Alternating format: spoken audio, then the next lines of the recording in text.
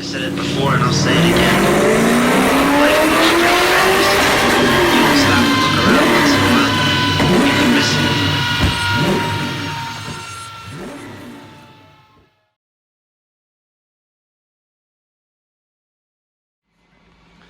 Well, good morning. This is today's job. We have a Honda Civic FN2 in for a custom Ecutek feature map at Dynodaze.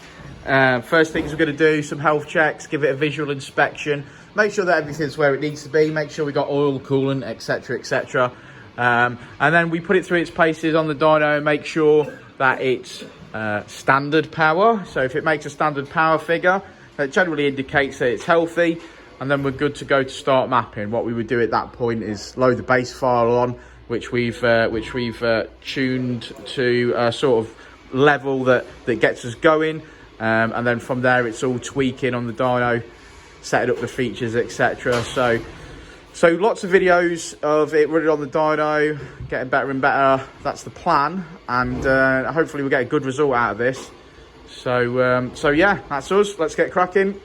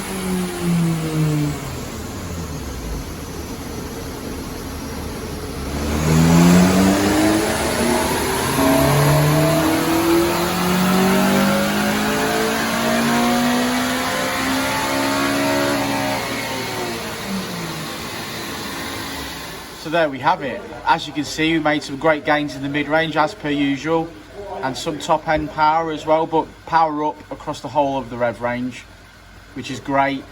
We've got all the features on now, so switchable maps, valet mode, anti-theft mode, all your flat foot shifting, auto blip and launch control, and we end today on 205 brake horsepower and 143 foot-pounds. If you check that wheel horsepower figure out as well, you can see the gains that have been made before correction. So gone from 156 wheel horsepower to 173 wheel horsepower. Obviously it's a bit warmer now in the dyno cell, but we're really happy with that, and that'll be great to drive. Well done, team.